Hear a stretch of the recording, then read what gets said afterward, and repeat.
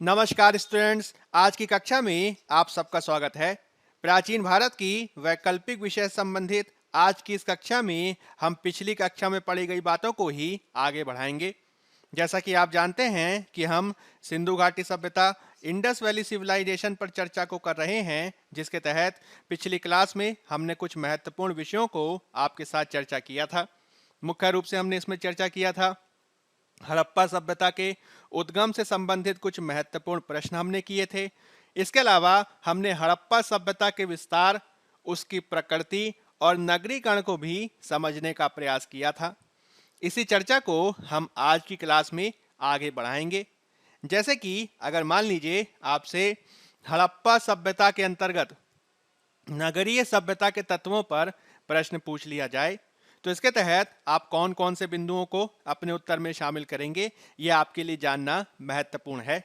जैसे कि मान लीजिए आपसे क्वेश्चन पूछ लिया जाए कि आप ये बताइए कि हड़प्पा सभ्यता, इससे संबंधित क्वेश्चन आएगा कि हड़प्पा सभ्यता के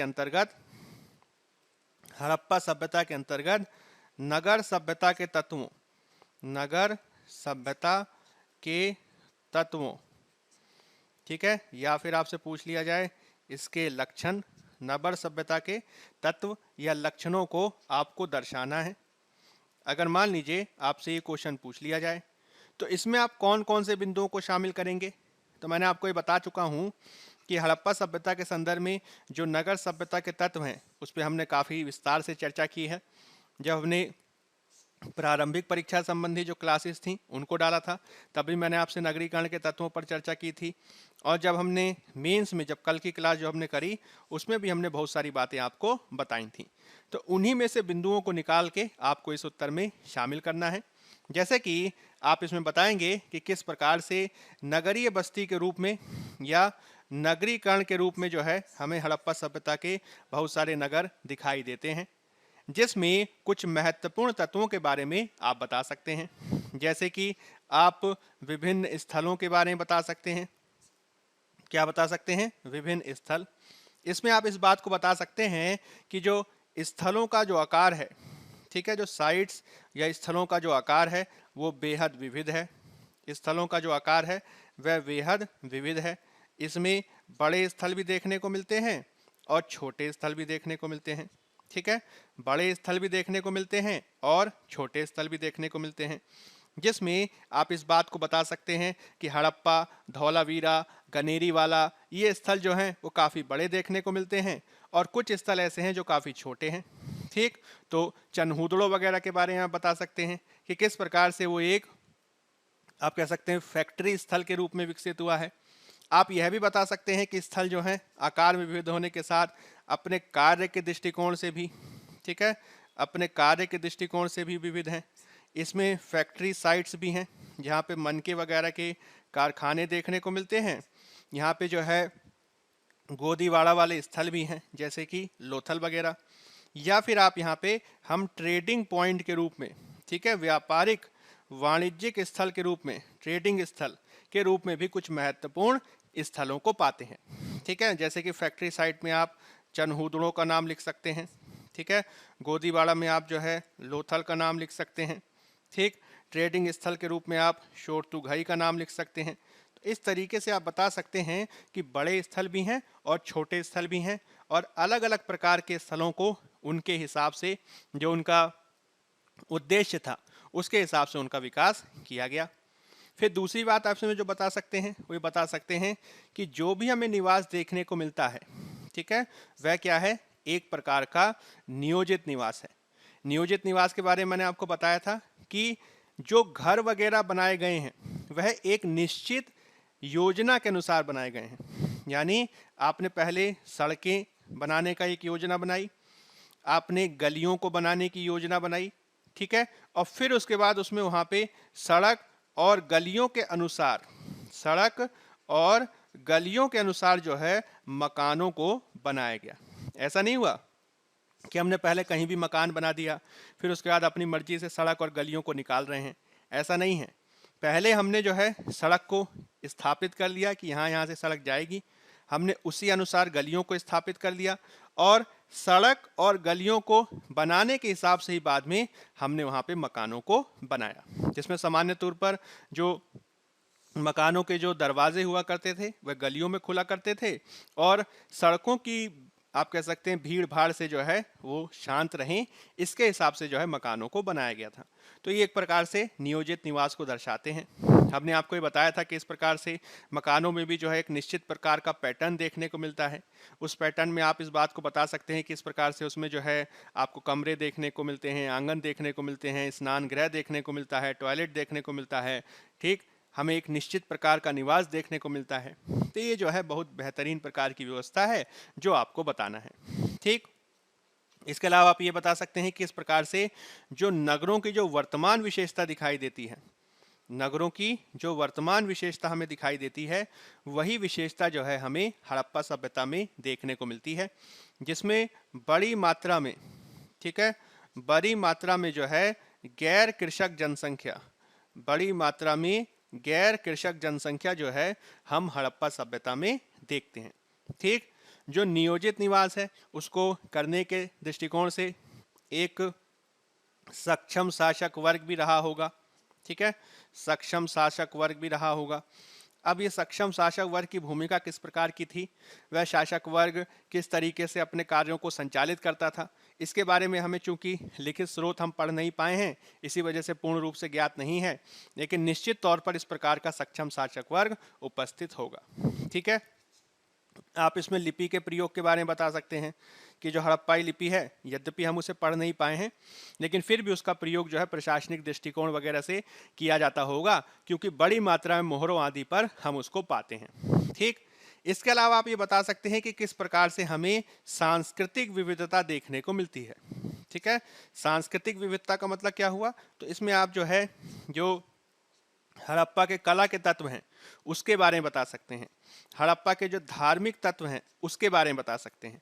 कला के तत्व में आप बता सकते हैं किस प्रकार से मृदभांड निर्माण, मनकों का निर्माण और इसी प्रकार के दूसरे, चाहे वो नगर नियोजन के तत्व हों, चाहे वो पाषाण कला हो, चाहे वो आप कह सकते हैं मृणमूर्ति कला हो, चाहे वो धातु कला हो, वह किस प्रकार से विकसित अवस्था में देखने को मिलती है। इसी प्रकार से धर्म के क्षेत्र में आप बता सकते हैं कि किस तरीके से विविध प्रकार के आप कह सकते हैं देवी देवता या फिर प्राकृतिक शक्तियों की पूजा करने के उदाहरण जो हैं वो हमें देखने को मिलते हैं। ठीक है ना, इसमें आप वृक्ष पूजा, पशुपति की पूजा, ठीक, वृक्ष पूजा, पशुपति की पूजा, मातृ देवी की पूजा, ठीक, इसी प्रकार से यज्ञ पूजा, अग्नि पूजा, जल पूजा, नाग पूजा, इस प्रकार की बहुत सारी जो पूजाओं के उदाहरण देखने को मिलते हैं, अर्चनाओं के उदाहरण देखने को मिलते हैं, वो इस बात को दर्शाता है कि हम किस तरीके की सांस्कृतिक विविधता के तत्वों को भी कहाँ देख रहे हैं, तो हड़प्पा सभ्यता में देख रहे हैं। तो कभी भी अगर आपसे इस तरीके का क्वेश्चन पूछा जाए जिसमें वो आपसे ये पूछे कि आपको जो है हड़प्पा सभ्यता के अंतर्गत नगरीकरण के तत्व या लक्षणों को दर्शाना है, तो ये कुछ ऐसे बिंदु हैं जिनको आप लिख सकते हैं। ठीक है, तो इस तरीके से आप इसको लिख पाएंगे। अब इसके बाद जो है मैं आपसे चर्चा करने जा रहा हूं, आपसे जो है क्वेश्चन पूछा गया था मेरे ख्याल से 2014 में, ठीक है, 2014 में जो है आपसे क्वेश्चन पूछा गया था जो काफ़ी इंपॉर्टेंट है, जिसको आधार बनाकर वर्तमान में भी क्वेश्चन पूछा जा सकता है। तो 2014 के यूपीएससी के क्वेश्चन को जो है हम करने का प्रयास करते हैं जो हड़प्पा सभ्यता से संबंधित है। देखिए, यूपीएससी का ये 2014 में क्वेश्चन पूछा गया था। क्वेश्चन क्या है, क्वेश्चन ये कहा कि क्वेश्चन इस तरीके से था कि क्या आप यह मानते हैं, क्या आप यह मानते हैं, क्या आप यह मानते हैं कि हड़प्पा सभ्यता की, हड़प्पा सभ्यता की उपजीविका, हड़प्पा सभ्यता की उपजीविका के अनेक आधार थे, अनेक आधार थे, ये क्वेश्चन पूछा गया था। ठीक है, हड़प्पा सभ्यता की, यहाँ पे शब्द क्या है, इंपॉर्टेंट क्या है, उपजीविका। उपजीविका को क्या कहा जाएगा, उपजीविका को अंग्रेजी में कहा जाता है सबसिस्टेंस। ठीक है, सबसिस्टेंस, ठीक, सबसिस्टेंस। तो उपजीविका यानी सबसिस्टेंस यानी एक प्रकार से आजीविका। आजीविका के विविध आधारों के बारे में आपसे क्वेश्चन पूछा गया था और ये आपको सिद्ध करना है। ठीक है, तो इसमें आप कौन कौन से उदाहरण दे सकते हैं? सबसे पहले तो आप इसी बात से शुरू करेंगे कि हड़प्पा सभ्यता कैसी सभ्यता थी? नगरीय सभ्यता। और नगरीय सभ्यता की विशेषता क्या होती है कि एक बहुत बड़ी मात्रा में जो जनसंख्या है वह जो है गैर कृषि क्षेत्र में दिखाई दे रही है। केवल और केवल उसका जो आजीविका का आधार है वह कृषि नहीं है। ठीक, तो नगरीय सभ्यता में हमें कृषि या फिर पशुपालन के आधार के अलावा, ठीक है, वो भी हो सकता है, लेकिन सबसे बड़ी बात क्या है कि कुछ अन्य प्रकार के व्यवसाय जो है महत्वपूर्ण रूप से देखने को मिलते हैं। ठीक है, इसमें आप शिल्प उद्योग के बारे में बता सकते हैं। ठीक है, इसमें आप जो है विविध प्रकार के निर्माण उद्योग के बारे में बता सकते हैं। ठीक, चाहे वो निर्माण उद्योग में चाहे भवन निर्माण हो, चाहे मृदभान निर्माण हो। ठीक, व्यापार वाणिज्य व्यापार के विविध प्रकार के उदाहरण बता सकते हैं। ठीक, तो इसमें आप कौन कौन से उदाहरण देंगे? तो देखिए, पशुपालन के क्षेत्र में तो आप बता ही सकते हैं कि पशुपालन के क्षेत्र में विविध प्रकार के पशुओं को पालने के साक्ष्य मिलते हैं, जिसमें चाहे वो भेड़ हो, चाहे वो बकरी हो, ठीक, चाहे वो आप कह सकते हैं सूअर हो, ठीक, या फिर विविध प्रकार की गाय भैंस या फिर मवेशी हो, ठीक, कुत्ता पालन। ठीक, तो इन सब के बहुत सारे उदाहरण देखने को मिलते हैं। इसके अलावा हड़प्पा सभ्यता से हमें डेयरी उत्पादन के भी साक्ष्य मिलते हैं। हड़प्पा उत्पादन सभ्यता से हमें डेयरी उत्पादन के लिए भी साक्ष्य प्राप्त होते हैं।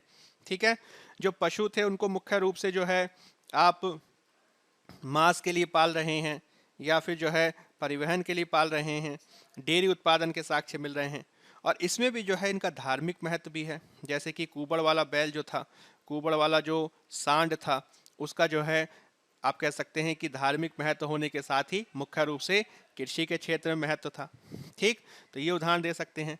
इसके अलावा मुख्य रूप से आप कृषि क्षेत्र का उदाहरण दे सकते हैं। कृषि क्षेत्र में आप कालीबंगा का उदाहरण दे सकते हैं कि कालीबंगा से जो है हमें हल रेखा के साक्ष्य मिले हैं। ठीक है, हल रेखा के साक्ष्य मिले हैं, जो इस बात को दर्शाता है कि वहाँ पे जो है खेती की जाती थी, जुताई की जाती थी, जुते खेत के साक्ष्य मिले हैं। और यहाँ से हमें कम से कम नहीं तो 2 फसलों को उगाए जाने के साक्ष्य मिले हैं, जो रबी और खरीफ की फसल को उगाए जाने का साक्ष्य हमें देता है। इसमें जो है हमें चना को उगाने का साक्ष्य और सरसों को उगाने के साक्ष्य मिलते हैं। ठीक, हमें जो है मटर की खेती करने के साक्ष्य मिलते हैं, हमें जो है गेहूं, जौ, ठीक, इसी प्रकार से कपास, चावल और रागी के भी साक्ष्य देखने को मिले हैं। ठीक, इस बात को आप बता सकते हैं। आप बहुत सारे कृषि उपकरणों की बात कर सकते हैं, हालांकि कृषि उपकरण सीधे सीधे तौर पे तो नहीं मिले हैं। ये माना जाता है कि संभवतः वो काष्ठ के हल, ठीक है, काष्ठ के हल जो है इस्तेमाल करते थे, इसलिए शायद वर्तमान में प्राप्त नहीं हुए हैं। लेकिन इसके बावजूद जो है, चूंकि हमें कालीबंगा से हल रेखा की प्राप्ति हुई है, जो आपका बनावली वाला स्थल है, वहाँ पे टेराकोटा का एक, ठीक है, पकी मिट्टी का एक हल की प्रतिकृति मिली है, एक जो है सैंपल मिला है, प्रतिकृति या फिर एक सैंपल मिला है, जो इस बात को दर्शाता है कि कृषि उपकरणों की भी उपलब्धता रही होगी, भले ही काफ़ी सीमित रूप में हमें वो प्राप्त होते हैं। ठीक है, तो कृषि क्षेत्र में आप बता सकते हैं। इसके अलावा आप यह भी बता सकते हैं कि हमें धातु उपकरणों के बारे में भी जानकारी प्राप्त होती है। धातु उपकरणों के बारे में, जो एक प्रकार के विकसित धातु उद्योग की तरफ हमें साक्ष्य देता है। अब इस धातु उद्योग में जो मुख्य रूप से जो कांसे का निर्माण किया जाता था, कांसे का, उस कांसे में जो टिन इस्तेमाल होता था उसका हम आयात किया करते थे। कहाँ से? तो मेसोपोटामिया से। ठीक है, मुख्य रूप से मेसोपोटामिया के क्षेत्र से उसका आयात किया जाता था। कुछ टिन की प्राप्ति जो है हमें झारखंड के क्षेत्र से भी होती है, हजारीबाग के क्षेत्र से भी होती है, लेकिन मूल रूप से यह जो है कांसा जो मंगाया जाता था वह मेसोपोटामिया से मंगाया जाता था, जो हम आप कह सकते हैं बाह्य व्यापार का साक्ष्य है। ठीक है, यानी एक ऐसा व्यापारी वर्ग भी विद्यमान रहा होगा, ठीक है, एक ऐसा व्यापारी वर्ग भी विद्यमान रहा होगा जो इस प्रकार के कृत्यों को करता होगा, यानी आंतरिक व्यापार भी है और बाह्य व्यापार भी है। ठीक है, इसके बारे में आप बता सकते हैं। अगर हम शिल्प निर्माण के बारे में बताएं, ठीक, शिल्प निर्माण के बारे में बताएं, तो विविध प्रकार के शिल्पों के उदाहरण हमें देखने को मिलते हैं, जैसे कि मिट्टी के बर्तन बनाए जाने के साक्ष्य, मृदभांड निर्माण के साक्ष्य मिलते हैं। ठीक, हमें जो है वस्त्र निर्माण के साक्ष्य मिलते हैं, वस्त्र निर्माण के साक्ष्य मिलते हैं, हमें जो है मोहरों के निर्माण के साक्ष्य मिलते हैं, मोहरों के निर्माण के साक्ष्य मिलते हैं, हमें जो है मनका निर्माण के साक्ष्य मिलते हैं, ठीक है, मलके बनाने की फैक्ट्री मिलती है, हमें जो है घरों को बनाए जाने के साक्ष्य मिलते हैं, तो निश्चित रूप से घरों को बनाए जाने वाला शिल्पी वर्ग भी विद्यमान रहा होगा। ठीक, इसके अलावा जो है आपको श्रमिक बस्तियां प्राप्त हुई हैं, श्रमिकों के आवास प्राप्त हुए हैं, जो इस बात को दर्शाता है कि श्रमिक वर्ग की भी विद्यमानता रही होगी। ठीक है, हमें जो है अन्नागार की प्राप्ति हुई है, तो अन्नागार की प्राप्ति से बताता है कि हमें एक प्रकार से जो कृषि अर्थव्यवस्था पर आधारित जो वर्ग रहा है, ठीक है, कृषि अर्थव्यवस्था पर आधारित जो वर्ग रहा है वह रहा होगा, जैसे कि कृषक रहे होंगे। ठीक, आप कह सकते हैं कृषक मजदूर रहे होंगे। ठीक, तो इन सब की उपस्थिति रही है। हमें जो है पुरोहित आवास देखने को मिलता है। ठीक, पुरोहित आवास देखने को मिलता है, हमें जो है स्नानागार देखने को मिलता है, और इन सब के बारे में कहा जाता है कि इन सब का जो है धार्मिक महत्व रहा होगा, यानी धर्म से संबंधित, धर्म से संबंधित या धर्म पर आधारित आजीविका के स्रोत भी हमें देखने को मिलते हैं, जो वर्तमान में हमें देखने को मिलता है। एक धार्मिक वर्ग उपस्थित है जो कृषि कार्य में संलग्न नहीं है, लेकिन फिर भी वह धर्म से अपनी आजीविका को कमा रहा है। ठीक है, हमें जो है गोदीबाड़ा के साक्ष्य मिलते हैं, आप ध्यान रखेंगे गोदीबाड़ा के साक्ष्य। गोदीबाड़ा का साक्ष्य क्या बताता है? बाह्य व्यापार की तरफ इशारा करता है। ठीक है, हमें जो है आप कह सकते हैं सेलर्स की तरफ, जो सेल किया करते थे, सेलर्स, ठीक, उनकी तरफ इशारा करता है, जो एक प्रकार से जो है नए नए क्षेत्रों वगैरह में जाते थे। आप इसके अलावा जो है स्टेडियम का उदाहरण दे सकते हैं। ठीक है, धौलावीरा से स्टेडियम के साक्ष्य मिले हैं, यानी ये खिलाड़ी वर्ग भी रहा होगा, है ना, जो खिलाड़ी वर्ग भी रहा होगा, जो इस प्रकार से खेल पर आधारित अपनी आजीविका वगैरह का निर्माण करता होगा। मनोरंजन के साधन प्राप्त होते हैं, जो इस बात को बताता है कि मनोरंजन के आधार पर भी जो है उपजीविका अर्जित की जाती होगी। ठीक, आप इस बात को बताएंगे। इसके अलावा जो है व्यापार वाणिज्य के उदाहरण तो मैंने आपको भांति भांति के बता ही दिए। आप व्यापार वाणिज्य के बारे में बताएंगे कि किस प्रकार से मुख्य रूप से आप हड़प्पा सभ्यता का, आप कह सकते हैं हड़प्पा सभ्यता को आगे बढ़ाने में, हड़प्पा सभ्यता के विकास में जो है इसका सबसे ज़्यादा महत्वपूर्ण योगदान कहा जाता है, जिसमें विविध प्रकार की वस्तुओं का आयात भी किया जाता था और विविध प्रकार की वस्तुओं का निर्यात भी किया जाता था। ठीक, निर्माण कार्य के बारे में, कंस्ट्रक्शन इंडस्ट्री के बारे में जो है आप बता सकते हैं। निर्माण कार्य जो अभी मैंने आपको बताया, जिसमें घरों का निर्माण हो सकता है, ठीक, गढ़ी का निर्माण हो सकता है, स्नानागार का निर्माण हो सकता है, ठीक है, इसमें अन्नागार का निर्माण हो सकता है। ये जितने भी उदाहरण जो मैंने आपको बताए, ये सब एक प्रकार के कंस्ट्रक्शन क्षेत्र होता है ना, कंस्ट्रक्शन क्षेत्र, तो कंस्ट्रक्शन क्षेत्र का भी जो है विद्यमानता देखने को मिलती है। ठीक, इसके अलावा जो है आप इस बात को बताएंगे कि किस तरीके से जो है अलग अलग क्षेत्र के लोग जो हैं अपने अपने भौगोलिक क्षेत्र के हिसाब से, अपने अपने भौगोलिक परिस्थितियों के अनुसार जो है विविध प्रकार की आजीविकाओं में संलग्न है, अपनी अपनी आवश्यकताओं के अनुसार। अपनी अपनी आवश्यकताओं के अनुसार कैसे कह सकते हैं? तो गुजरात के क्षेत्र में, ठीक है, गुजरात के क्षेत्र में क्या है? बंदरगाह का क्षेत्र है। गुजरात के क्षेत्र में सामुद्रिक क्षेत्र है। ठीक, तो यहाँ के जो लोग हैं वह समुद्र की गतिविधियों में संलग्न हैं, वह जो है बंदरगाह से जो है व्यापार कर रहे हैं, विदेशी व्यापार कर रहे हैं, वह सीप उद्योग में संलग्न है। ठीक, वह जो है मत्स्य पालन में संलग्न है, और इस प्रकार के साक्ष्य हमें देखने को मिलते हैं। इसी प्रकार से अगर मान लीजिए कोई सिंध के क्षेत्र में विद्यमान है, तो सिंध के क्षेत्र में वहाँ की गतिविधियाँ कर रहा है, जैसे कि वहाँ पे मनका बनाने का उद्योग मिलता है, मनका बनाने का उद्योग मिलता है।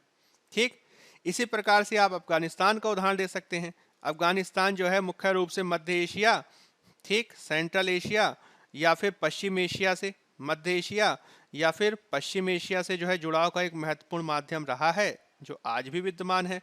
तो यहाँ से जो शोरतुघई नाम का स्थल है, शोरतुघई नाम का स्थल है, वहाँ पे हमें ट्रेडिंग पॉइंट मिलता है।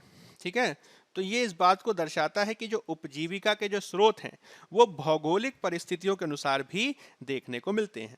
इस आधार पर ये कहा जा सकता है कि निश्चित रूप से हड़प्पाई सभ्यता की जो उपजीविका थी उसके अनेक आधार थे, जो उसकी भौगोलिक परिस्थितियों पर निर्भर करने के साथ ही वहां के लोगों की नवोचारी जो गतिविधियां हैं, जो इनोवेटरी स्किल्स हैं, उस पर जो है निर्भर करता है। ठीक है, तो इस तरीके से जो है आप विविध प्रकार के उदाहरणों को बता सकते हैं। ठीक है, तो ये चीज जो है आपको बतानी है कि किस प्रकार से जो है इसमें विविध प्रकार के उदाहरणों को देखने को आप कह सकते हैं। ठीक, चलिए अब इसके बाद जो है आपको क्लास 19 याद रखनी है। क्लास 19 में हमने मुख्य रूप से हड़प्पा की कला पर बात की है। ठीक है, और कभी भी अगर मान लीजिए आपसे हड़प्पा की कला पर क्वेश्चन आ जाए तो इसमें जिन जिन बिंदुओं के बारे में बात की गई है उन सभी बिंदुओं के बारे में आप बताएंगे। जैसे कि इसमें नगर नियोजन के तत्व भी जो है वह कला का एक महत्वपूर्ण उदाहरण है। ठीक है, इसमें जो है विविध प्रकार की आप कह सकते हैं जो बिल्डिंग्स प्राप्त हुई हैं, विविध प्रकार की जो बिल्डिंग प्राप्त हुई हैं वह भी कला का उदाहरण है। ठीक, इसके अलावा जो है मन का निर्माण भी कला का उदाहरण है। ठीक, मोहर निर्माण भी कला का उदाहरण है। ठीक, इसके अलावा जो है आप कह सकते हैं कि मूर्ति कला भी जो है बहुत महत्वपूर्ण उदाहरण के रूप में दिखता है, जिसमें पत्थर की मूर्ति का भी उदाहरण है। ठीक, इसमें कांसे की मूर्ति का भी उदाहरण है, और इसमें जो है मिट्टी की मूर्ति, व्रण मूर्ति, ठीक, या पक्की मिट्टी की मूर्ति, टेराकोटा, इन सब के उदाहरण देखने को मिलते हैं। ठीक है, इसके अलावा जो है आभूषण, ज्वेलरी,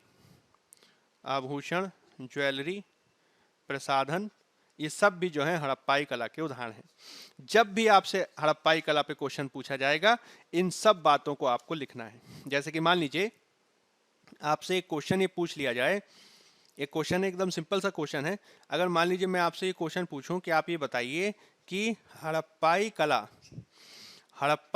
के स्वरूप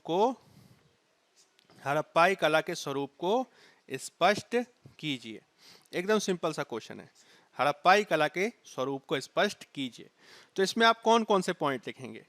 ठीक, सबसे पहले आप ये बताएंगे कि हड़प्पाई कला रूप का जब भी आप विश्लेषण करेंगे, जब भी हम हड़प्पा के कला रूपों को देखते हैं तो उसमें सबसे बड़ी विशेषता क्या है? तो वो विविधता है। ठीक है, जिस तरीके से उनके उपजीविका के अनेक आधार थे, इसी प्रकार से हड़प्पाई कला में भी विविधता देखने को मिलती है।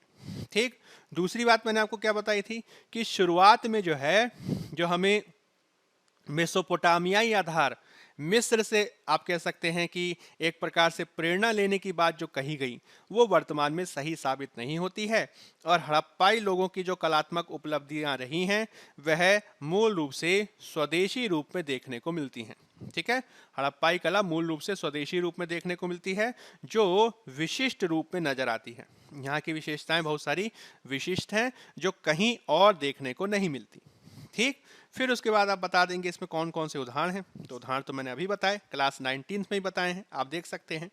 ठीक, स्थापत्य कला में आप बिल्डिंग्स के उदाहरण दे सकते हैं, नगर नियोजन के उदाहरण दे सकते हैं, गोदीबाड़ा के उदाहरण दे सकते हैं, स्नानागार, अन्नागार, स्टेडियम, ठीक, इन सब के उदाहरण दे सकते हैं। और आप इस बात को बता सकते हैं कि किस प्रकार से हड़प्पा के लोगों ने मिस्र या मेसोपोटामिया के शासक वर्ग की बजाय जो बड़ी बड़ी बिल्डिंग्स, बड़े बड़े महल, बड़े बड़े मंदिर को बनाने पर ज्यादा बल दे रहे थे, उसके तुलना में हड़प्पा के लोगों ने सार्वजनिक भवनों की तुलना में जन सामान्य के जीवन स्तर को आगे बढ़ाने में, जन सामान्य के जीवन स्तर को ऊपर उठाने में ज्यादा बल को दिया। ठीक है, तो आप इसको बता सकते हैं। फिर उसके बाद आप भाई मोहर निर्माण के बारे में बता सकते हैं कि किस प्रकार से यहाँ की मोहर निर्माण की जो कला है वो काफ़ी विशिष्ट है। आयताकार या चौकोर अवस्था में, वर्गाकार रूप में मिलते हैं। ये सेल खड़ी के बने हुए हैं, स्टेटाइट के बने हुए हैं। इस पर लिपि या फिर पशु की आकृति देखने को मिलती है। ठीक, फिर आप मनके के बारे में बता सकते हैं कि मन का उद्योग भी जो है वह काफ़ी विकसित अवस्था में था, और इसके बहुत सारे ऐसे साइट्स मिले हैं जहाँ पे फैक्ट्री साइट कहा जा सकता है। ठीक, इसके अलावा जो है आप मूर्ति कला कह सकते हैं कि किस प्रकार से इसमें विशिष्ट रूप से विकसित हुई थी।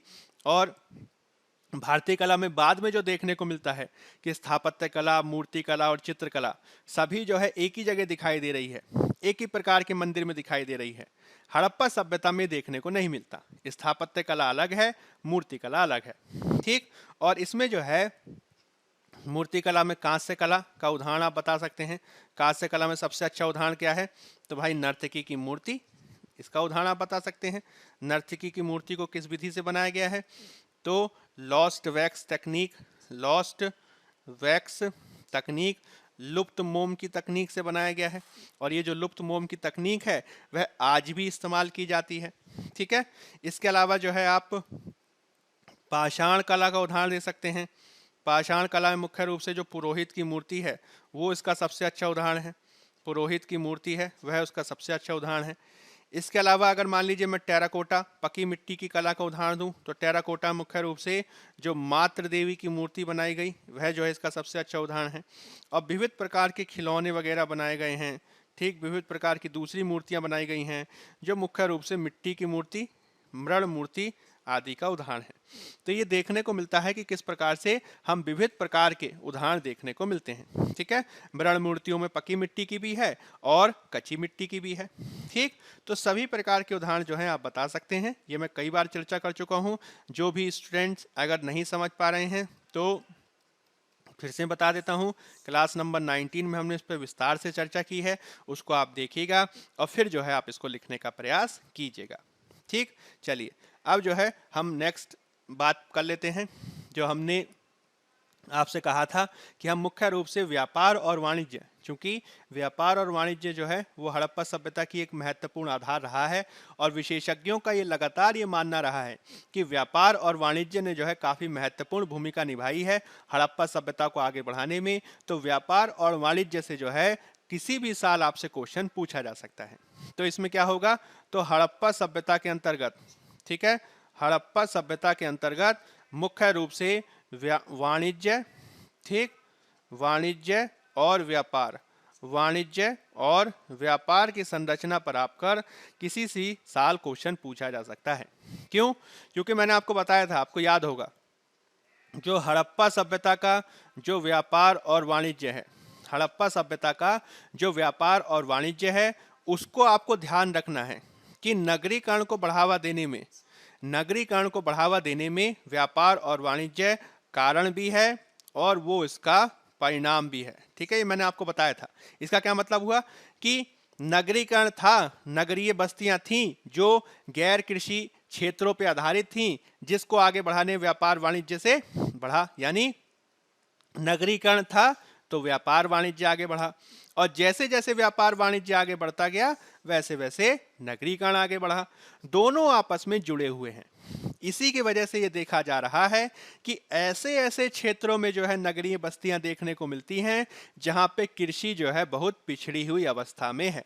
ठीक है, जहां कृषि है ही नहीं, ऐसे ऐसे क्षेत्रों में नगरीय बस्तियां देखने को मिलती हैं जहां पे आप आश्चर्य करेंगे कि यहाँ पर इस प्रकार की नगरीय बस्ती क्यों है। ठीक है, तो उसका कारण क्या है? तो व्यापार वाणिज्य। जैसे कि शोरतुघई का क्षेत्र, शोरतुघई का क्षेत्र या शोरतुघई की बस्ती क्यों बस्ती होगी? क्योंकि हड़प्पा वासियों को मध्य एशिया, पश्चिम एशिया के साथ व्यापार करना था और मुख्य रूप से जो लापिस लजूरी का जो व्यापार है, लापिस लजूली, लाजवर्ड मणि का जो व्यापार है वह शोरतुघई के माध्यम से किया जाता था। इसके अलावा आप जो बलूचिस्तान के क्षेत्र हैं जिसमें सोतका कोह है या फिर सुतकांगेंडोर है, सोतका कोह या सुतकांगेंडोर है, ये जो है यहाँ पे कृषि का जो अवस्थिति है, कृषि क्षेत्र जो है वह क्या है? वो पिछड़ा है। कृषि क्षेत्र जो है पिछड़ा है। ठीक, इस पिछड़े हुए क्षेत्र होने के बावजूद, ठीक है, कृषि क्षेत्र के पिछड़ा होने के बावजूद जो है यहाँ पे व्यापार और वाणिज्य की महत्ता के चलते यहाँ पे हम नगर देखते हैं, जो इस बात को दर्शाता है कि हड़प्पा सभ्यता के नगरीकरण को आगे बढ़ाने में व्यापार और वाणिज्य ने कारण के रूप में भी भूमिका निभाई है और परिणाम के रूप में भी ये सामने देखने को आता है। ठीक है, तो पहला पॉइंट तो आपको ये चीज ध्यान रखना है। दूसरी बात आपको क्या ध्यान रखनी है कि जब हम व्यापार और वाणिज्य को आगे बढ़ता हुआ देखते हैं तो इसके कुछ कारक होंगे, है ना? आखिर ये क्यों आगे बढ़ा, इसको किसने उत्प्रेरित किया? ठीक है, इसको उत्प्रेरित करने वाले कारक कौन से थे, ये भी आपको पता होना चाहिए। तो इसमें 2 से 3 बातें कही जा सकती हैं। पहली चीज जो मैंने आपको बताई कि भाई नगरीय जनसंख्या है। नगरीय जनसंख्या कैसी है? तो तो नगरीय जनसंख्या मुख्य रूप से आप ध्यान रखेंगे, नगरीय जनसंख्या गैर कृषि आधारित है। ठीक है, मुख्य रूप से कृषि कार्य में संलग्न नहीं है। अगर वो कृषि कार्य में संलग्न नहीं है लेकिन फिर भी उसकी खाद्यान्न आवश्यकताएं हैं, ठीक है, उसको अनाज चाहिए, अनाज की उसकी आवश्यकता है, तो गांव से शहर की तरफ अनाज कैसे आएगा? तो इसमें व्यापारी गण की भूमिका रही होगी। निश्चित रूप से एक ऐसा वर्ग रहा होगा जो ग्रामीण क्षेत्रों से शहरों की तरफ जो है अनाजों को लेके आया करता होगा। तो पहला व्यापार वाणिज्य का कारण क्या हो गया कि नगरीय जनसंख्या के लिए अनाजों की आवश्यकता को पूरा करने के लिए हम व्यापार वाणिज्य की आवश्यकता को देखते हैं। ठीक है, पहला पॉइंट हो गया। दूसरी बात जो मैंने आपको बताई कि भाई व्यापार वाणिज्य देखा जा रहा है, तो अगर व्यापार और वाणिज्य देखा जा रहा है तो व्यापार और वाणिज्य के लिए जो वस्तु वगैरह का निर्माण किया जाएगा, ठीक है, व्यापार और वाणिज्य के लिए जो वस्तु का निर्माण किया जाएगा उसके लिए कच्चा माल चाहिए। ठीक है ना, कच्चा माल चाहिए, तो कच्चे माल की आवश्यकता की पूर्ति के लिए व्यापार और वाणिज्य होगा। हमने पढ़ा था इस बात को कि किस प्रकार से हड़प्पा के जो लोग थे वह सुदूर सुदूर क्षेत्रों से जो है कच्चा माल मंगाते थे। टिन की आवश्यकताएं पूरी करने के लिए मेसोपोटामिया से टिन मंगाया जाता था। सोने की आवश्यकता पूरी करने के लिए कर्नाटक से सोना मंगाया जाता था। इसी प्रकार से जो है आप राजस्थान के क्षेत्र से तांबा मंगाया जाता था। तो अलग अलग क्षेत्रों की आवश्यकताएं पूरी करने के लिए अलग अलग क्षेत्रों से जो है हम कच्चे माल को मंगा रहे हैं। ठीक है, तो इसने भी व्यापार और वाणिज्य को आगे बढ़ाने में भूमिका निभाई होगी। इसके अलावा आपको यह भी ध्यान रखना होगा कि चूंकि हड़प्पाई क्षेत्र जो है वह नगरीकरण आधारित क्षेत्र है। ठीक, यहाँ पे जो है मुख्य रूप से आप कह सकते हैं कृषि अधिशेष वगैरह की जो पूर्ति है वो देखी जा रही है। ठीक है, कृषि अधिशेष देखा जा रहा है और कृषि अधिशेष के चलते जो है हम बहुत सारे आप कह सकते हैं कि एक प्रकार का कुलीन वर्ग भी देखते होंगे, है ना। अब वास्तव में उस कुलीन वर्ग के बारे में जानकारी नहीं है।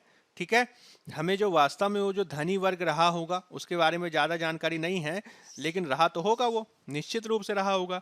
तो कुलीन वर्ग या धनी वर्ग की जो आवश्यकताएं हैं, ठीक है, उनकी जो मान लीजिए विलासिता सामग्री है, ठीक, आवश्यकताएं हैं, विलासिता सामग्री है, तो उसको पूरा करने के लिए भी जो है व्यापार वाणिज्य को बढ़ावा दिया गया होगा। तो कम से कम 3 बातें तो आप कर सकते हैं। नगरीय जनसंख्या के लिए अनाज की आवश्यकता है, हड़प्पा के जो शिल्पी हैं या फिर आप कह सकते हैं जो उत्पादन करने वाले हैं उनको कच्चे माल की ज़रूरत है, और धनी वर्ग विद्यमान है उसको विलासिता संबंधी सामग्री चाहिए। तो इसके लिए कार्य देखा जाएगा। ठीक, अब इसी आधार पर आगे चलकर क्या हुआ, इसी आधार पर आगे चलकर व्यापार के विविध रूप देखने को मिले। ठीक है, व्यापार के विविध रूप देखने को मिले। कैसे व्यापार के विविध रूप हैं? तो देखिए, सबसे पहला जो है अनाज की आवश्यकता अगर पूरी की जाएगी तो ग्रामीण क्षेत्र से, ठीक, ग्रामीण क्षेत्र से नगरीय क्षेत्र के मध्य व्यापार होगा। ग्रामीण क्षेत्र से नगरीय मध्य क्षेत्र में, यानी गांव से अनाज लाके शहरों में लाया जाता होगा। ठीक, दूसरा, तो दूसरा इसे कहा जाएगा आंतरिक व्यापार। आंतरिक व्यापार का मतलब क्या हुआ कि भारत के विविध हिस्सों से ही जो है हड़प्पावासी व्यापार कर रहे हैं। इसका मतलब क्या हुआ, राजस्थान के क्षेत्र से व्यापार किया जा रहा है, ठीक, कर्नाटक के क्षेत्र से व्यापार किया जा रहा है। ठीक है, इसके अलावा आप बता सकते हैं पूर्वी भारत से व्यापार किया जा रहा है, अलग अलग क्षेत्रों से व्यापार किया जा रहा है। राजस्थान से जो है तांबा मंगाया जा रहा है, कर्नाटक से जो है सोना मंगाया जा रहा है। ठीक, पूर्वी भारत से मुख्य रूप से टिन वगैरह की आवश्यकताएं पूरी की जा रही हैं। तो आंतरिक व्यापार भी देखने को मिलता है। तीसरी चीज क्या है? तीसरी चीज है हमारा बाह्य व्यापार। ठीक है ना, तीसरी चीज क्या है? बाह्य व्यापार। तो बाह्य व्यापार में मुख्य रूप से मेसोपोटामिया से व्यापार हो रहा है। ठीक, मेसोपोटामिया से व्यापार हो रहा है, पश्चिम एशिया से व्यापार हो रहा है। ठीक है, पश्चिम एशिया से व्यापार हो रहा है, मिस्र के क्षेत्र के साथ व्यापार हो रहा है। इन सब के साथ जो है व्यापार देखने को मिलता है। ठीक है, और विविध प्रकार के साक्ष्य बता रहे हैं कि मुख्य रूप से जो हड़प्पाई लोग थे वह जो है माल के निर्यातक थे। क्या थे? ज़्यादातर माल जो है हम एक्सपोर्ट करते थे अलग अलग क्षेत्रों में। इन एक्सपोर्ट करने में जो है हम अनाजों का भी निर्यात किया करते थे, हम कपास का भी निर्यात किया करते थे। ठीक, हम जो है काली आबनूस की लकड़ी का भी निर्यात किया करते थे। काली आबनूस की लकड़ी का भी निर्यात किया करते थे। ठीक, सीप का भी निर्यात किया जाता था और हाथी दांत का भी निर्यात किया जाता था। तो विविध प्रकार की वस्तुओं का जो है हम निर्यात करते हैं। और इसमें जो है मुख्य रूप से आपको याद होगा, मैंने बताया था सारगौन का अभिलेख, ठीक है ना। आप पिछली क्लासेस देखिएगा, मैंने आपको बताया था सारगौन का अभिलेख, या इसे कहते हैं राजा अक्काड का अभिलेख। ठीक है, राजा अक्काड का अभिलेख। तो ये बताता है कि किस प्रकार से जो है दिलमुन माकन, ठीक है, आपने पढ़ा होगा दिलमुन, पिछली क्लासेस मैंने बताया था दिलमुन, माकन और मेलुहा। दिलमुन, माकन और मेलुहा से क्या होता था, व्यापार होता था। तो दिलमुन का क्षेत्र जो है उसको बहरीन के नाम से पहचाना गया है। माकन के क्षेत्र को जो मकरान का तट है, ठीक, मकरान का तट है जो वर्तमान में ईरान पाकिस्तान के क्षेत्र में है, बलूचिस्तान का क्षेत्र, वहां से इसको पहचाना गया है। और मेलुहा क्या है, तो इंडस वैली सिविलाइजेशन। तो सारगौन का अभिलेख या फिर राजा अक्काड का अभिलेख ये बताता है कि मेलुहा से जो है कौन कौन सी चीजों का जो है व्यापार होता था। ठीक, इसमें मुख्य रूप से जो है लाजवर्द मणि का व्यापार करने की बात की जाती है। ठीक, कार्लेनियन पत्थर का, कार्लेनियन पत्थर का व्यापार करने की बात की जाती है। ठीक है, इसके अलावा मैंने आपको बताया आबनूस की लकड़ी, काली लकड़ी जो थी आबनूस की लकड़ी, उसका व्यापार किए जाने की बात की जाती है। और हाथी दांत। तो ये सारी कमोडिटीज ऐसी थी जिनका हम मेसोपोटामिया के साथ जो है क्या कर रहे हैं, तो व्यापार काफी मुख्य रूप से कर रहे हैं। ठीक, और इसने हड़प्पा सभ्यता को आगे बढ़ाने में काफी महत्वपूर्ण भूमिका को अपनाया। ठीक है, काफी इंपॉर्टेंट रोल प्ले किया है। अब यहाँ पे इतिहासकारों के मत है, ठीक है, इसको थोड़ा सा समझिएगा। यहाँ पे इतिहासकार का मत क्या है, ठीक है, इतिहासकार का मत क्या है, विशेष रूप से वाणिज्य व्यापार की भूमिका को लेकर, वाणिज्य व्यापार की भूमिका को लेकर और उसमें भी विदेशी व्यापार की भूमिका को लेकर। ठीक है, तो इसमें इतिहासकारों के दो मत हैं। ठीक है, ध्यान रखिएगा। एक मत जो है वह है श्रीन रत्नाकर, ठीक, या फिर ग्रेगरी, श्रीन रत्नाकर या ग्रेगरी परसिवल, श्रीन रत्नाकर या ग्रेगरी परसिवल का मत है, जो विदेश के व्यापार पर बहुत ज्यादा बल देती हैं। विदेश व्यापार को कहते हैं, ठीक है, विदेश व्यापार को कहते हैं कि विदेश व्यापार ने मुख्य रूप से हड़प्पा सभ्यता का विकास करने में महत्वपूर्ण भूमिका निभाई। इसमें जो श्रीन रत्नाकर हिस्टोरियन है वो ये कहती हैं कि मुख्य रूप से लाजवर्द मणि, ठीक है, इनका ये मानना है कि लाजवर्द मणि के व्यापार ने बहुत बड़ी भूमिका निभाई है हड़प्पा सभ्यता का विकास करने में। ठीक, ये जो है हिस्टोरियन का मत रहा है। मुख्य रूप से जो मेसोपोटामिया, पश्चिम एशिया, मिस्र आदि के क्षेत्रों के साथ जो व्यापार किया जाता था, और इसमें जो हड़प्पा वासी जो निर्यातक की भूमिका निभाते थे, एक्सपोर्टर की भूमिका निभाते थे, उस एक्सपोर्टर की भूमिका में जो है हड़प्पा सभ्यता का विकास सबसे ज्यादा महत्वपूर्ण रूप से हुआ। ये श्रीन रत्नाकर और ग्रेगरी परसिवल जैसे इतिहासकारों का मानना है। ठीक, लेकिन जो हालिया जो खोजें हुई हैं, ठीक है, जो हालिया जो शोध हुए हैं, जो रिसेंटली जो शोध किए गए हैं, उसमें डी.के. चक्रवर्ती जैसे जो इतिहासकार रहे हैं, डी.के. चक्रवर्ती जैसे इतिहासकार, उन्होंने जो है इस बात पर बल दिया है कि हड़प्पा की खुद की सभ्यता इतनी बड़ी थी, खुद जो है वो इतने ज्यादा बड़े थे कि उन्हें बाहर से पूर्ण रूप से निर्भर रहने की आवश्यकता नहीं थी। ठीक है, ये जो है मुख्य रूप से आंतरिक व्यापार पर बल देते हैं। किस पर बल दे रहे हैं, तो ये मुख्य रूप से आंतरिक व्यापार पर बल देते हैं। उनका कहना है कि इंटरनल ट्रेड ही जो है इतना ज्यादा महत्वपूर्ण था कि विदेशी व्यापार की जो आप कह सकते हैं कि जो श्रेणी थी या फिर विदेशी व्यापार की जो भूमिका थी वो आंतरिक व्यापार से ज्यादा नहीं थी। ठीक है, आंतरिक व्यापार से ज्यादा नहीं थी। क्यों, तो इसके दो कारण हैं। ठीक है, क्या पहली चीज क्या है कि भारत में खुद बहुत ज्यादा संसाधन है, भारत खुद से संसाधन युक्त है ना, भारत में खुद ही जनसंख्या काफी है, तो हमें अंदर ही व्यापार करें तो उसमें लाभ हो जाएगा। दूसरा, विदेश व्यापार आप कितना कर रहे थे, बहुत ज्यादा तो नहीं कर रहे थे, केवल जो है मेसोपोटामिया आदि के क्षेत्र से, कुछ मात्रा में पश्चिम एशिया से, या फिर कुछ मात्रा में मिस्र के साथ। और इसका कोई आंकड़ा तो है नहीं आपके पास कि आप आंकड़े के आधार पर बता दें कि यह जो है विदेशी व्यापार ज्यादा इंपॉर्टेंट था। ठीक है, तो वाणिज्य व्यापार की भूमिका में मुख्य रूप से क्या विदेशी व्यापार के आधार पर ही जो है हड़प्पा सभ्यता का विकास हुआ? इस डिबेट के संदर्भ में आप ध्यान रखेंगे कि वर्तमान के जो हिस्टोरियंस हैं जैसे कि डी.के. चक्रवर्ती वगैरह, वो आंतरिक व्यापार पर ज़्यादा बल देते हैं, क्योंकि उनका मानना है कि भारत खुद से ही इतना ज़्यादा व्यापक रहा है कि उसे किसी और की आवश्यकता ही नहीं थी। ठीक। अब उसके बाद अगर मान लीजिए मैं आपको ये बताऊं कि परिवहन के साधन कौन से थे, ठीक, किन किन परिवहन के साधनों से व्यापार वगैरह होता था, तो ये तो काफ़ी इजी है। इसमें आप बता सकते हैं कि भाई स्थल मार्ग से भी व्यापार होता था, ठीक, जल मार्ग से भी व्यापार होता था, और जल मार्ग में आप बता सकते हैं नदी मार्ग भी है, सिंधु और उसकी सहायक नदियां, और समुद्रिक मार्ग भी है, समुद्र का मार्ग भी है, ठीक है, इन सब से होता था। और इन सब के जो आप कह सकते हैं परिवहन के साधन हैं, इसमें जो है उन्होंने बस्तियों की बसावट को प्रभावित किया। ये चीज़ मैंने आपको बताई थी कि बहुत सारे ऐसे नगरीय केंद्र जो है विकसित हुए जो केवल और केवल व्यापार वाणिज्य पे आधारित हैं, है ना।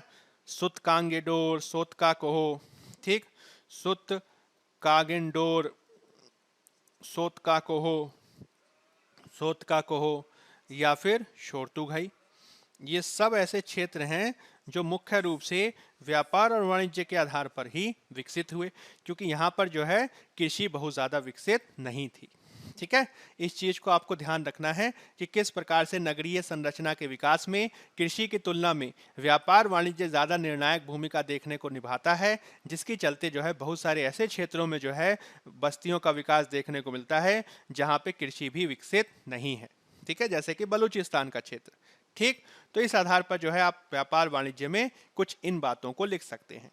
ठीक है, चलिए अब इसके बाद जो है हड़प्पा से संबंधित अगर मान लीजिए मैं धर्म के बारे में आपको बताऊं कुछ बातें। ठीक है, हड़प्पा से संबंधित धर्म, तो जब मैंने प्रारंभिक परीक्षा जो पीटी से संबंधित जो क्लास करवाई थी उसमें हड़प्पा के धर्म की कुछ बातें मैंने आपको बताई थी। ठीक है, इसी के कुछ पॉइंट्स को मैं यहाँ पे आपको बताने जा रहा हूँ।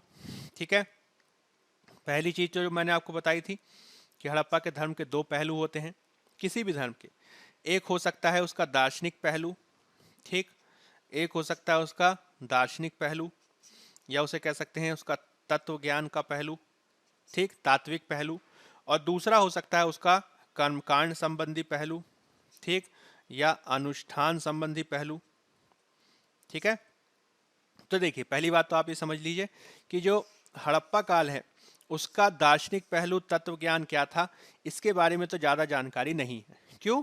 क्योंकि जो लिखित स्रोत हैं, ठीक है, जो लिखित स्रोत हैं उन लिखित स्रोत को तो पढ़ नहीं पाए हैं। इसीलिए जो पुरातात्विक स्रोत हैं, पुरातात्विक स्रोत से हम बहुत ज़्यादा कर्मकांड, ठीक है, किन किन देवी देवताओं की पूजा करते थे, किस किस तरीके से पूजा पाठ किया जाता था, कौन कौन से साक्ष्य मिले हैं, उन सब पे हम ज़्यादा बात कर पाते हैं। तो कर्मकांड और अनुष्ठानिक पक्ष पर जो है हमें ज़्यादा जानकारी प्राप्त होती है, क्योंकि जो तत्व चिंतन है, तत्व ज्ञान है, दार्शनिक पहलू है, वह लिखित स्रोत की प्राप्ति होने के बावजूद उसको पढ़ ना पाने के चलते उस पर ज़्यादा प्रकाश नहीं पड़ा। ठीक है, फिर उसके बाद आप क्या बता देंगे, विशेषता बता देंगे, भाई क्या क्या पता चल रहा है, तो उदाहरण बता दीजिए। ठीक, तो सबसे पहली बात क्या है कि हड़प्पाई धर्म में हम एक प्रकार का बहुदेववादी, ठीक है, हड़प्पाई धर्म में हम एक प्रकार का बहुदेववादी स्वरूप पाते हैं। बहुदेववादी स्वरूप का मतलब क्या हुआ कि हम जो है बहुत सारे देवी देवताओं की पूजा होता देख रहे हैं। ठीक है, हम अग्नि पूजा के भी साक्ष्य मिल रहे हैं, हमें नाग पूजा के भी साक्ष्य मिल रहे हैं, हमें जो है आप कह सकते हैं जल पूजा के भी साक्ष्य मिल रहे हैं, पशुपति की पूजा के भी साक्ष्य मिल रहे हैं, मतलब सबके लगभग आप कह सकते हैं बहुत सारे देवी देवताओं के साक्ष्य मिल रहे हैं। ठीक है, दूसरी बात जो है इसमें स्त्री तत्वों की प्रधानता भी देखने को मिलती है। स्त्री तत्वों की प्रधानता, अभी मैंने आपको पिछली क्लास में बताया था कि इस पे जो है क्या वो मात्र सत्तात्मक समाज था कि नहीं था, इस पे हिस्टोरियन में डिबेट है, क्योंकि स्त्री तत्वों की पूजा करने का मतलब ये नहीं हुआ कि उस काल की स्त्रियों की दशा अच्छी है। ठीक है, जैसे आज भी स्त्री तत्वों की पूजा होती है, लेकिन फिर भी महिलाओं पर हिंसा के उदाहरण देखने को मिलते हैं। ठीक है, लेकिन वास्तव में स्थिति क्या था, चूंकि हमें लिखित स्रोत पूर्ण रूप से पता नहीं है, इसलिए हम ये जरूर कह सकते हैं कि इनकी प्रमुखता थी अथवा नहीं, ये तो नहीं कहा जा सकता, लेकिन स्त्री तत्वों की प्रधानता जरूर थी। ठीक है, जिसमें मात्र देवी की पूजा के साक्ष्य हमें मिलते हैं। ठीक, इसके अलावा प्रजनन पंथ, ठीक है, प्रजनन पंथ या फिर उर्वरा शक्ति की पूजा करने के साक्ष्य मिलते हैं, जिसमें हमें जो लिंग और योनि के जो प्रमाण मिले हैं, ठीक है, लिंग और योनि के जो हमें साक्ष्य मिले हैं, वो इनकी पूजा करने की बात करते हैं। जैसे वर्तमान में आज जिस तरीके से शिवलिंग आदि की पूजा होती है, उसी प्रकार से हो सकता है उस समय भी उर्वरा शक्ति के रूप में इनकी पूजा की जाती हो, ठीक है। इसी बात को दूसरे तरीके से भी कहा जा सकता है कि उर्वरा शक्ति की पूजा के रूप में, उर्वरा शक्ति की पूजा के रूप में हम मुख्य रूप से जो उत्पादन के तत्व हैं, ठीक है, जो उत्पादन को बढ़ावा दे रहे हैं, उनकी जो है हम पूजा कर रहे हैं, ठीक है, जो उत्पादन को बढ़ावा दे रहे हैं, जैसे कि प्रजनन पंत वगैरह, ठीक। और इनकी हो सकता है कि अनाज वगैरह से पूजा की जाती हो, ठीक है, वस्तुओं वगैरह से पूजा की जा सकती हो, तो यह बात है। इसके अलावा आपको क्या ध्यान रखना है कि हमें कुछ हद तक जो है मूर्ति पूजा के साक्ष्य मिलते हैं, मातृ देवी वगैरह की मूर्ति, ठीक। इस मूर्ति पूजा से कुछ इतिहासकार ये कह रहे हैं कि ये भक्ति भाव की तरफ लेके जाता है, ठीक है, भक्ति भाव, हो सकता है कि भक्ति भाव से उनकी पूजा की जाती हो, ठीक है, तो भक्ति भाव के बारे में बात की जाती है, ठीक। हमें आप बता सकते हैं शवाधान पद्धतियों के बारे में कि शवाधान पद्धतियों के विविध प्रकार के उदाहरण देखने को मिलते हैं, ठीक है, पूर्ण शवाधान है, ठीक, आंशिक शवाधान है, या फिर दाह संस्कार वगैरह की पद्धतियां हैं। तो ये सब इस बात की तरफ इशारा करती हैं कि जो उनका जीवन के प्रति दृष्टिकोण था, या जीवन के पश्चात, ठीक है, जीवन के पश्चात जो है दृष्टिकोण, ठीक, जीवन के पश्चात का दृष्टिकोण, पारलौकिक विश्वास, ठीक है, पारलौकिक विश्वास, इन सब की तरफ भी यह इशारा करता है, ठीक है। हो सकता है कि वह आत्मा, ठीक है, पुनर्जन्म, आत्मा पुनर्जन्म, आत्मा की अमरता, ठीक है, इन सब में विश्वास करते हो। अब वास्तव में करते थे नहीं करते थे ये तो नहीं मालूम, लेकिन अगर शवाधान पद्धतियां मिल रही हैं, पूर्ण समाधान, आंशिक समाधान, और उसमें जो है उसे कहा जाता है कि शव के साथ वस्तुएं, शव के साथ वस्तुओं को रखे जाने के साक्ष्य मिल रहे हैं, तो ये कहीं ना कहीं जो है इस ओर इशारा कर रहा है कि दूसरे लोक में उसको जो है इसकी आवश्यकता पड़ती होगी, यानी वे आत्मा, पुनः जन्म, अमरता, इन सब के बारे में हो सकता है कुछ बातें रखते हों, कुछ सोचते हों, उनका कुछ विश्वास रहा हो, ठीक है, तो इस बारे में आप बता सकते हैं। इसके अलावा जो है हमें विविध प्रकार के गंडक, ठीक, विविध प्रकार के ताबीज, ठीक है, इसको इस तरीके से लिखेंगे, विविध प्रकार के गंडे ताबीज, ठीक। इसमें जो है आपका जो अगला पॉइंट आएगा उसमें लिखा जाएगा विविध प्रकार के ताबीज वगैरह के, ठीक है, गंडे ताबीज वगैरह के हमें साक्ष्य मिलते हैं, जो एक प्रकार से झाड़ फूक, जो एक प्रकार से जो है तंत्रवाद की तरफ, ठीक है, जो एक प्रकार से तंत्रवाद में विश्वास की तरफ इशारा करते हैं, ठीक है। जो बहुत सारी जो मातृ देवी की मूर्तियां मिली हैं, ठीक है, वो मातृ देवी की जो मूर्तियां हैं वो मृण मूर्तियां हैं, मिट्टी की मूर्तियां, जिनको उपासना करने के बाद फेंक दिया गया है, त्याग दिया गया है, ठीक, या फिर कह सकते हैं उनको विसर्जित कर दिया गया है, जो इस बात की तरफ इशारा करता है कि हो सकता है कि जो मृण मूर्ति हैं, मातृ देवी की जो मृण मूर्ति हैं, उनकी उपासना किसी प्रकार की मन्नत मांगने के लिए किया जाता हो, ठीक है, मन्नत मांगना, ठीक, और जब मन्नत पूरी हो गई तो उसके बाद जो है हमने उनको क्या कर दिया, विसर्जित कर दिया। तो यह भी कहा जा सकता है कि संभव है कि इस तरीके से कुछ बातें हो, ठीक। अब इसी के बेस पे आप एक क्वेश्चन लिख सकते हैं, एकदम सिंपल है। अगर मान लीजिए आपसे एक क्वेश्चन पूछ लिया जाए कि हड़प्पाई धर्म की विशेषताओं पर प्रकाश डालें, हड़प्पाई धर्म की विशेषताओं पर प्रकाश डालें, हड़प्पाई धर्म की विशेषताओं पर प्रकाश डालें, तो लिख सकते हैं, बहुत इजी है। आप बता देंगे कि हड़प्पा काल में जो है धर्म के, या किसी भी काल में धर्म के दो तत्व हैं, एक है दार्शनिक पक्ष, एक है अनुष्ठान का पक्ष। दार्शनिक पक्ष के बारे में ज़्यादा जानकारी नहीं मिल पाती है, अनुष्ठान के बारे में पुरातात्विक साक्ष्यों से जानकारी मिलती है।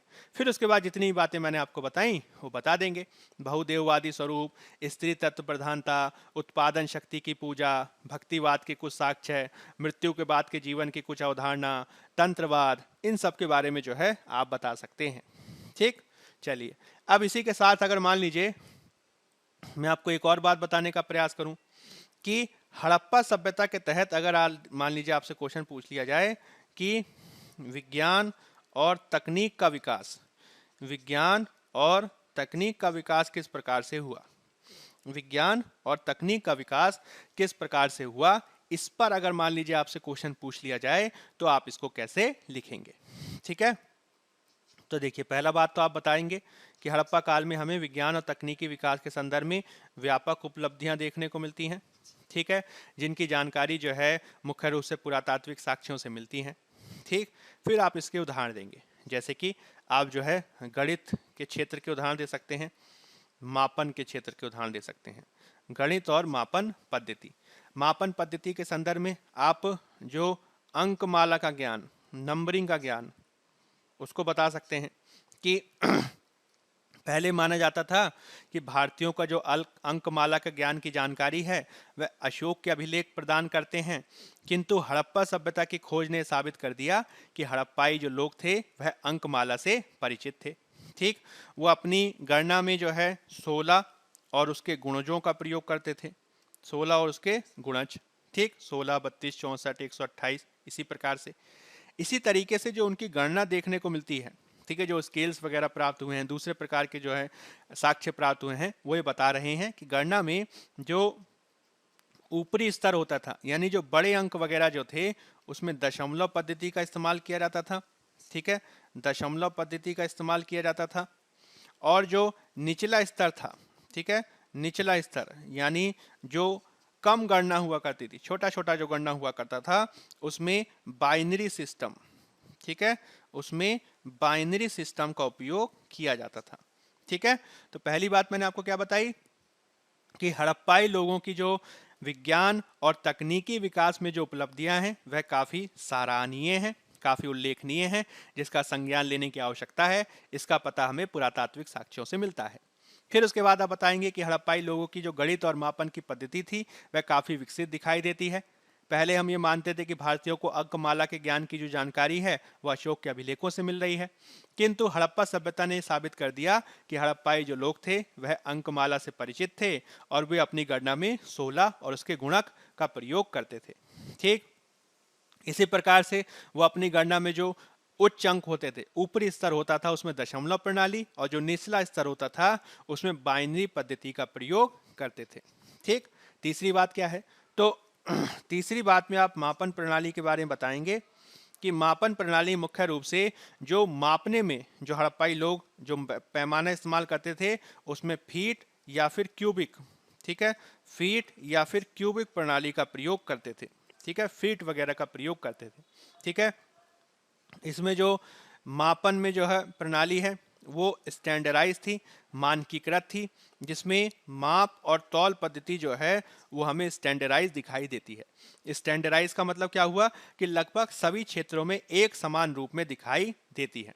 ठीक है, और इसमें जो है मापने के लिए हमें स्केल का प्रयोग, मापने के लिए हमें स्केल का प्रयोग देखने को मिलता है और इसके साक्ष्य मिलते हैं। ठीक है, मोहनजोदड़ो से हमें इसका साक्ष्य मिलता है, मोहनजोदड़ो से हमें इसका साक्ष्य मिलता है। मोहनजोदड़ो से साक्ष्य मिलने के अलावा जो है हमें हड़प्पा के क्षेत्र से इसका साक्ष्य मिलता है। और पैमाने का प्रयोग जो है वो काफ़ी महत्वपूर्ण है, ये आपको ध्यान रखना है कि मोहनजोदड़ो से मिल रहा है, ठीक है, हड़प्पा से मिल रहा है, इसके अलावा लोथल से मिल रहा है। ठीक, ये क्वेश्चन पूछा गया है, हाथी दांत का पैमाना कहाँ से मिला है, तो हाथी दांत का पैमाना लोथल से मिला है।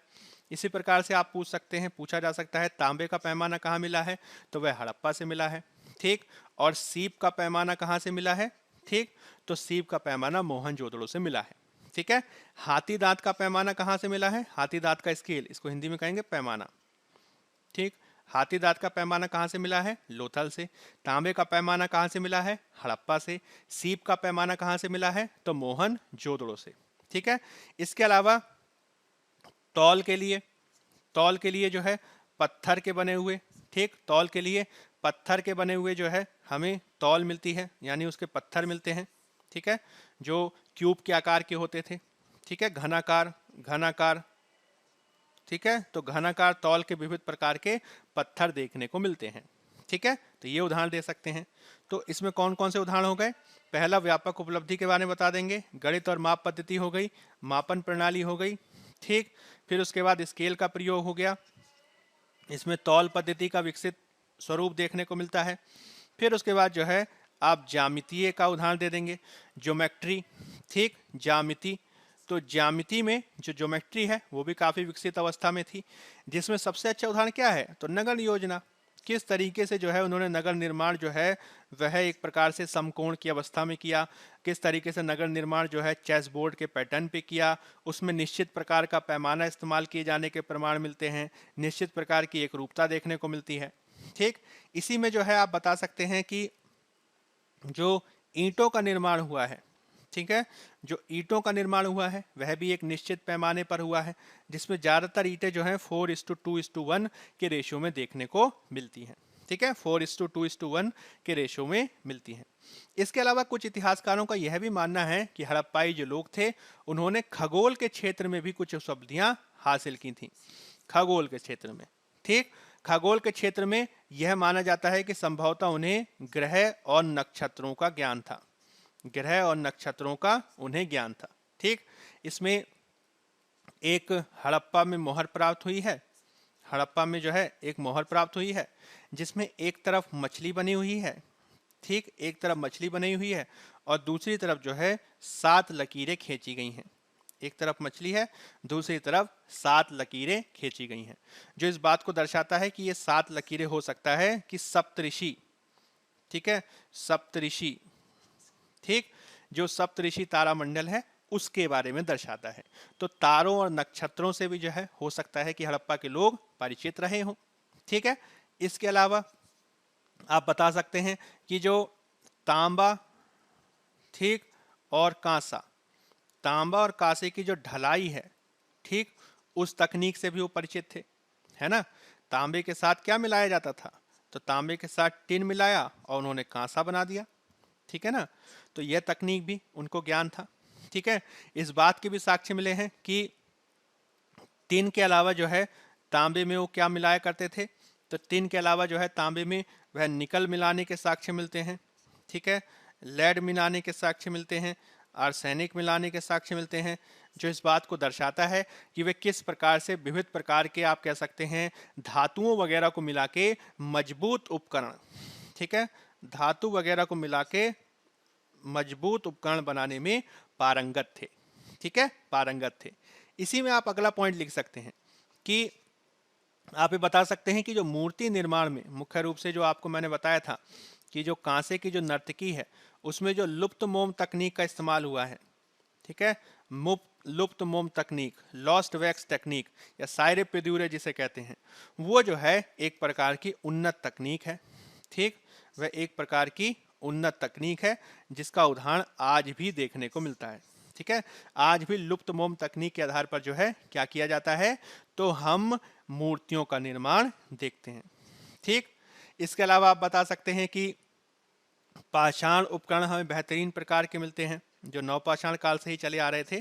तो पाषाण उपकरणों को बनाने का एक बेहतरीन प्रकार का आप कह सकते हैं उदाहरण देखने को मिलता है, जिसमें एक क्षेत्र है, जैसे कि आप उदाहरण दे सकते हैं सिंध में सुक्कुर, ठीक है, सिंध में सुक्कुर, ठीक।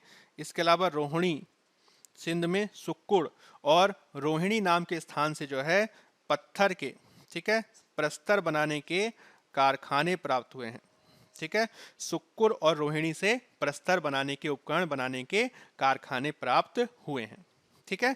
इसके अलावा कुछ इतिहासकारों ने इस बात पर भी इंगित किया है कि हड़प्पाई लोगों का जो चिकित्सा के क्षेत्र में जो विकास था वह भी काफी अच्छा था, ठीक है। इसमें 2 उदाहरण वो देते हैं, जिसमें कालीबंगा का उदाहरण है, ठीक, और लोथल का उदाहरण है। कालीबंगा का है और लोथल का है। कालीबंगा नोथन में क्या मिला है? तो वहां पे शिशु नर कंकाल मिले हैं। कालीबंगा और लोथल में शिशु नर कंकाल हम पाते हैं, शिशु नर कंकाल। और इन शिशु नर कंकालों में क्या है? तो उनका जो कपाल है, उनका जो सिर है, कपाल खंड, ठीक, कपाल खंड, उनके कपाल खंड पर हम शल्य चिकित्सा यानी सर्जरी के साक्ष्य पाते हैं।